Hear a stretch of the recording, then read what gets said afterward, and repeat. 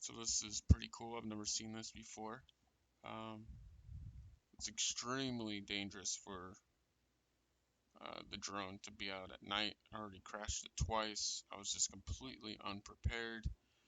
Um, I really wanted to get some footage of what was happening with this train, but it's apparently some train maintenance or track maintenance. Um, this train was just going back and forth along a couple of miles of track here. Um, the train was accompanied by a couple of Union Pacific trucks with some light bars on them that was able to see the track. So I'm assuming this is all planned. I've never seen these trains, these engines before. Here you can see the sparks. There was one car that was just grinding into it. It looked like um, one of those manufacturing plants where there's um, just a flow of sparks. It was pretty cool to see at night. Um, but yeah, I was just super unprepared and wasn't ready for this.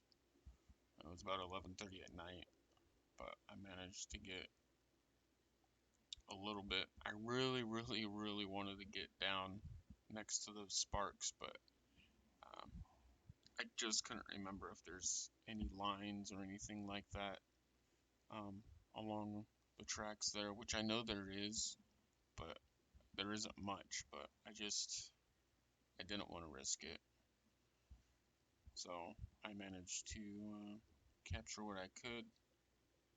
Um, it was pretty sweet to see with your own eyes. I live about, you might be able to hear the train that's going by right now, but I live probably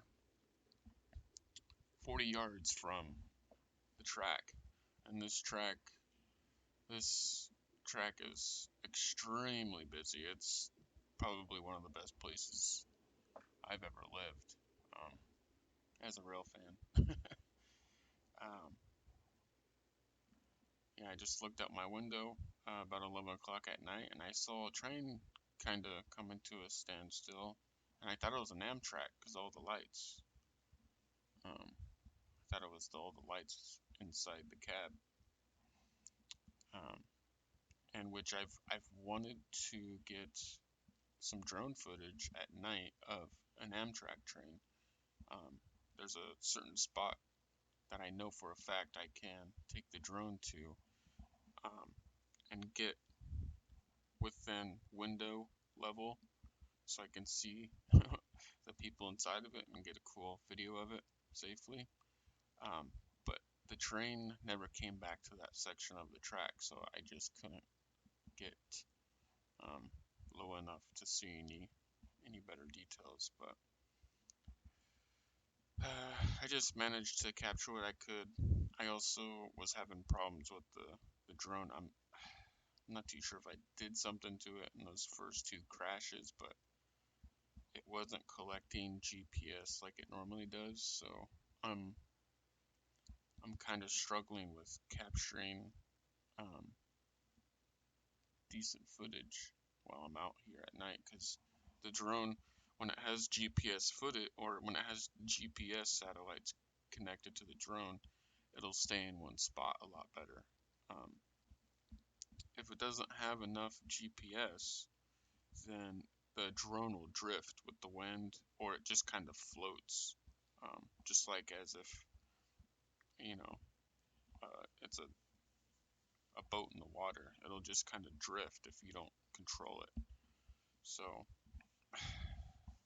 it was super disappointing, but I did manage to get a little something. So, um, which reminds me, I have to double check the drone and make sure everything's good. It was making some weird noises too. I'm hoping I didn't mess it up too bad.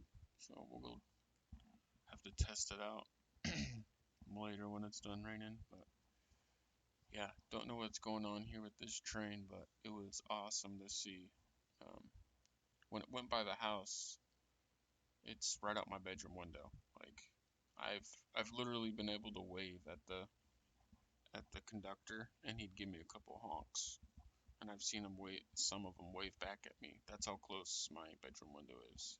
And I'm right on their level. So the train track is slightly above my bedroom window as far as level goes. So it's really, really cool.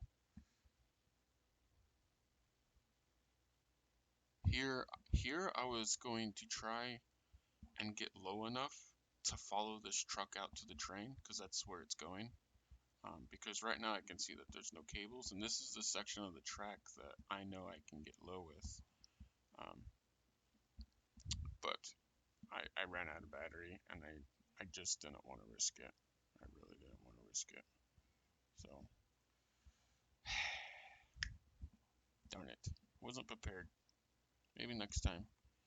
Um, so yeah, if anyone knows what's going on here, please share what you know, because that was pretty cool. Alright guys, cheers.